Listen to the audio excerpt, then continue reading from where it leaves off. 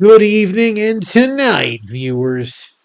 This is Three Roads Gaming, and it's time for my next Let's Play, Suikoden. Starting with Suikoden 1, the Gate Rune War.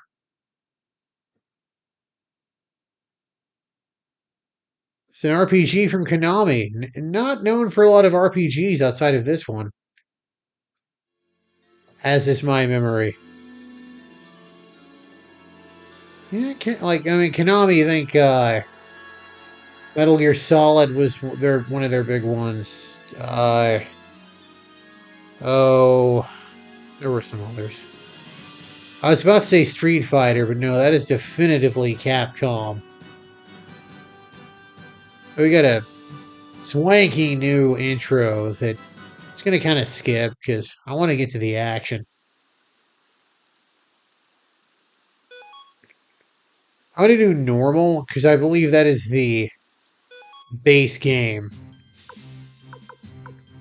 And this is the main character. His canonical name is Tir.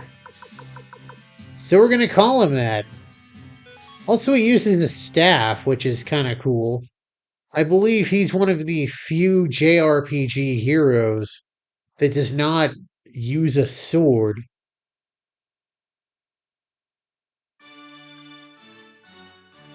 Maybe we're just going to get dropped right into the action. Ooh, alright. Any of the main characters for the Suikoden series use swords. It's a nice little, it's a nice little switch. Like, one of the side, three has what you would consider three main characters, and one of them uses a sword. But she's definitely not the primary. Yeah? It's obvious who the primary is, and she's not it.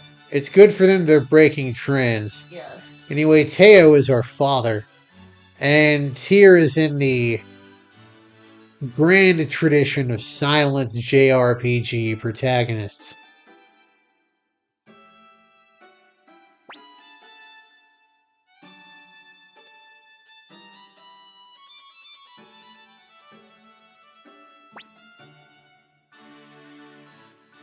Yep, that's our name, Tir McDohl. Also making him one of the few JRPG protagonists with a full name. I mean, you are dealing with your father being a general of the Imperial Army, so you're gonna have names. I guess their full name mentioned in game at some point.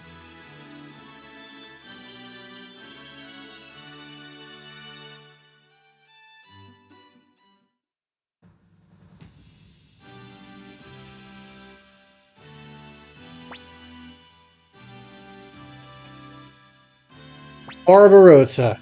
Hey, didn't he die in like... Then they had to pickle his body to help capture the Holy Roman Empire? Different Barbarossa.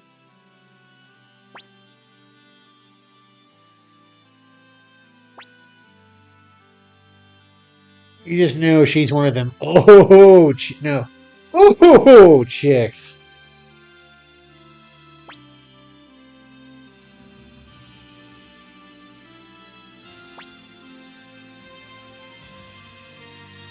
City states of Joustin. Yeah, right. Like we're ever gonna have to worry about them. Crack. I don't think I want a sword named Crack.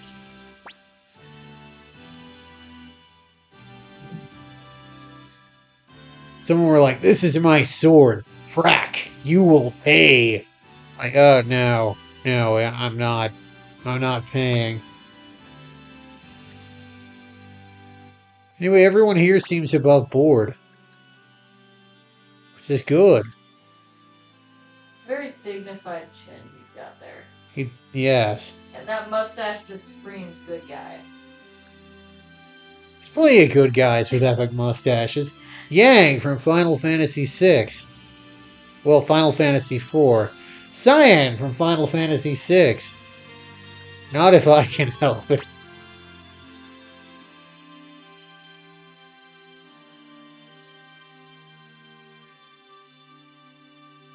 I'm sure there will. I'm sure there will. Coincidentally, if you played the game Deus Ex, the influential cyberpunk, I don't know if it can be considered cyberpunk, the influential futuristic first person shooter, it actually took some story cues from that game. Just keep that in the back of your head.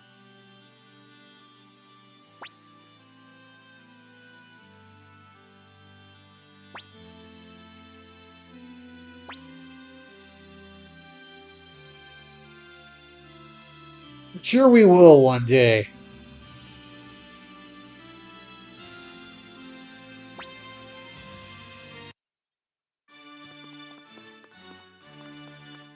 It's not letting us dash. I guess because we have Teo, he's weighing us down. Kasim Hazil. Actually, in terms of named characters where you know both their first and last names, this one's up there. Yes.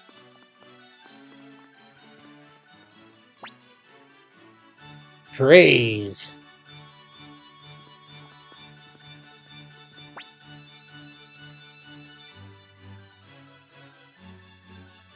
All the great generals have names, I think. Yeah, Crazed isn't high enough rank to have a real name. His name's just Craze. Sounds like a cereal from the 90s. Or an energy drink. I know there's one named Crave with a K. Yeah. That one was good. That was one that had the chocolate filling. That one was so good. It's still out there. I can't have It's it. just not very, impressive, so it doesn't get a whole lot of attention anymore. It came out like it was something new, and then everyone realized it's just King Vitamin with chocolate in it. It was good though.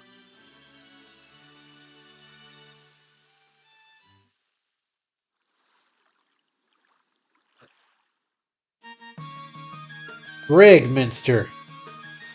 Very, very Western European. So here's Grimmio, our nursemaid.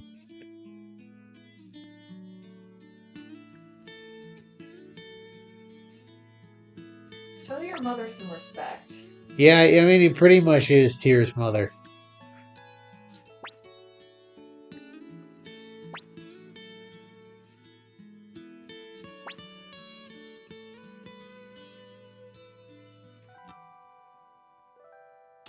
That butler loves you with his entire heart. He does. Be nice to know. It's like Black Butler if Sebastian were completely useless and CL did all the heavy lifting. Anyway, this here's Cleo. We're not gonna knock before entering a lady's room. How else are we gonna see anything good?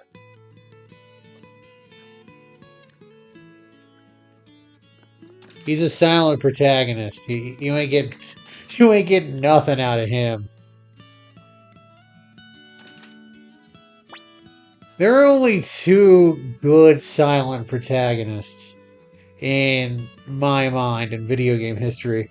The first one is, of course, Chrono from Chrono Trigger, because you get enough of a feel of what kind of guy he is. The second is Jack from Jack and Daxter, and that's because he speaks later. And they like hang a lampshade on it endlessly in the second game. Like maybe he's a mute like he used to be.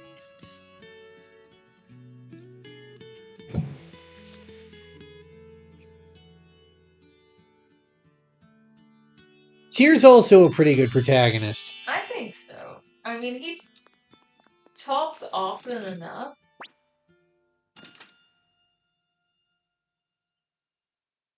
You have a lot of possible options. That's true. You do, but by the end of it, you get a feeling for what kind of guy he is. Yeah. But like, I think back to like Dragon Quest V. I'm watching H.C. Bailey's Let's Play. Great Let's Play. But I'm sitting there thinking, how does Madison feel about this? Is he angry? Is he hopeful?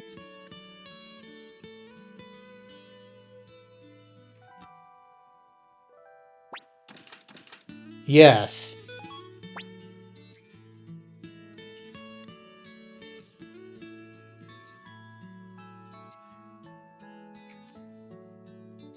And there's Ted. You got people with exotic names like Grimmio and Tyr. Then you got good old Ted here.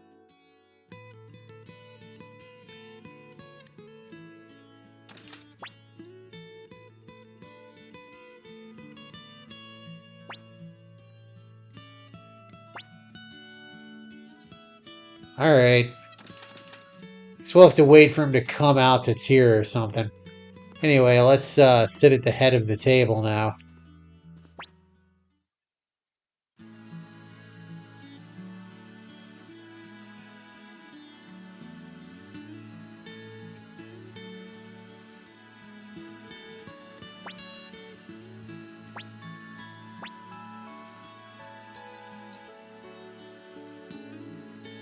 Grimmio's good people. I mean, he's a nice guy and good as a character, just as a combatant. Well, you'll see later. He is kind of terrible as a character. Or not as a character, as a combatant. And his magic stats are absolutely bullshit. His everything stats. Like, he has low HP, but he also has low speed. There is one thing that I really love from him that he does. He will take a death blow for Tyr. Yeah, he does that. He blocks if somebody attacks Tyr and Tyr is kneeling. Even if it means he takes a death blow. I'm sure Ted will be our friend for... Ever. Yeah, for 300 years, I'll bet.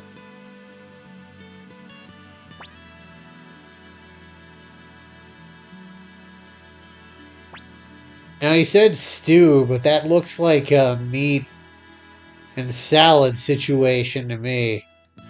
Did he mess up the stew so bad that he just pulled out the meat that he salvaged? No, he made some really good looking French bread. That is good looking French bread.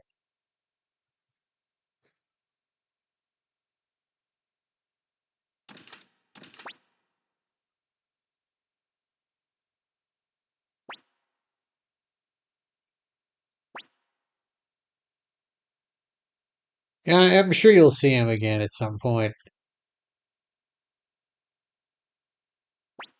You get some one-on-one time with him. It's funny that he's like, no, let him sleep. You'll see him again, definitely. But like, he's going up to the war on the north. Like he's going to a battlefield. He's just so arrogant that he thinks, yeah, there's no way nothing will happen. He's got the skills. He does have the skills.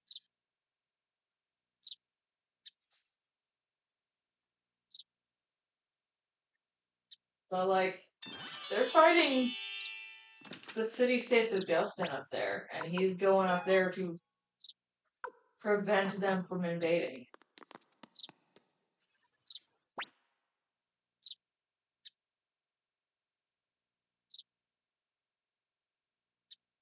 I do not like the new drawing for Pan's face. I like the new one for Cleo, though. Yeah, it's much better. A lot of them are a massive improvement over the original version.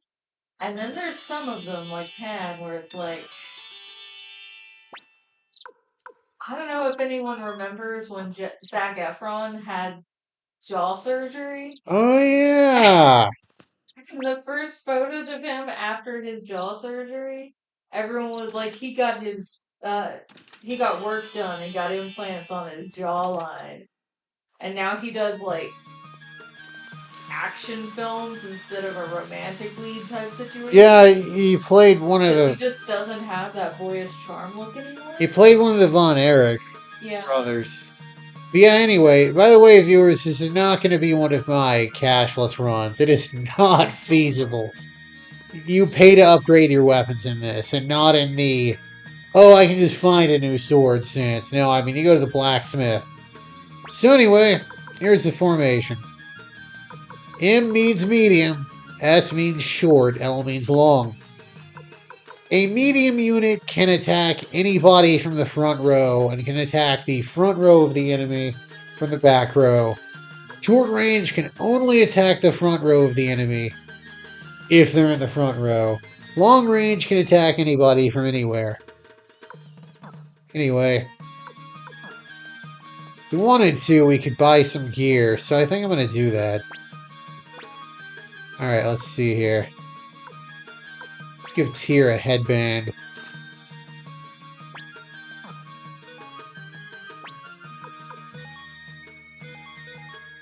Anyone missing a bandana? Alright, so what you can do here, and this is new to the remaster, which is beautiful, you can just see who's got what. So we can poach that from Tir. It saves a lot of menuing time. I don't think it was in the original PlayStation version. I don't remember it. I could be wrong. Anyway, if you want to just earn an obscene amount of money, you can get the winged boots for Cleo. So let's see. They will throw those things at you later in a dungeon at some point. It's true. But they won't do that until you have much, much, much better accessory. It's true. There will be one place where they are just throwing winged boots at you, and you will not care at all because everyone has better things than that, and only one person can use them.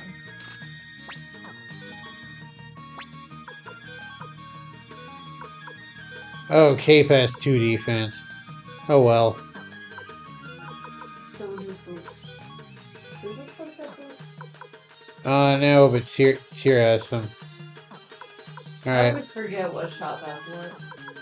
let's just give her the wooden shoes there. You want your front line to have a pretty decent chunk of defense. Because most of the enemies can only attack your front line as well. It's true. Because they also have limits based on It's very true. their range. Which is nice. It's a lot. If you're gonna have limits on the range of your characters, I appreciate that they put limits on them. It's true. So we've saved... You save at the end here. And at designated save points. But anyway... In the remaster, there are some autosaves. That is true, But, it's handy. Right now, if you autosaved, you would have to go back and go through the entire meeting with the Emperor again. Alright, so this is battle. I'm just going to show off a battle and call it an episode. So Tir could attack whoever. We're going to attack this crow. Now, Brimio and Pan can use a unite attack. So this combines. It's like dual attacks from Chrono Trigger, except they can get way more elaborate. So we got that. Oh yeah, she doesn't come preloaded with the fire rune. You just find it and she... You don't just find it, it's given to you. But yes. That's right. Anyway, Ted and Cleo can also attack from the back.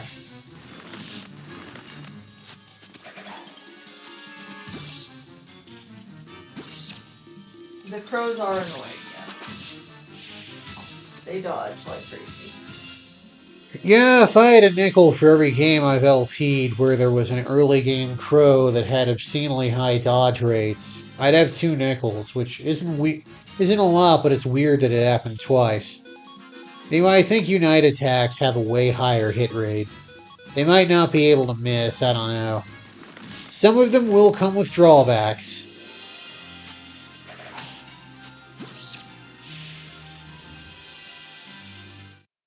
And one of the great parts about this game is that it's real easy to catch up on levels. So, you know, if, say, you have to use a character about, 80% of the way through the narrative that you haven't used, you don't have to go to, say, the Island of Giant Monsters just to get them up to speed for what feels like hours. Looking your way, Breath of Fire 2. Also, the fewer people you have in your party, the more experience each one gets. It's true. That'll come in handy later. Yeah. And Potch is the currency of this game. I wonder if we can rest up at home. I think so. I think you can rest up in your bed. Let's find out. I know there's a journal on your bedside that you can save at. I think maybe if you journal, you can. Nope, you just save. Oh well, Marie don't charge us nothing anyway. I, I don't think she does. I don't think that's true. Well, this isn't a cashless run, so who cares? That's true. Also, I love how many characters here have sprites. Like, I mean, just a random innkeeper. Sure, we'll be running into her again. Yeah. Alright, let's rest up here. Actually, It's a price, so I guess it is for a year. we'll see. We got 1,000 potch. Let's see what we... I love that it's heavily implied that Tyr has gotten in so much trouble with Gremio before that he had to sleep at the inn. Seems like he's easy to mess with. Anyway, that's the fundamentals. I am going to do some level grinding, and then we will talk to Craze. It's been Three Roads Gaming. Sure, I'm glad the road brought you my way. Hope it brings you back this way again soon. Have a good one, everybody.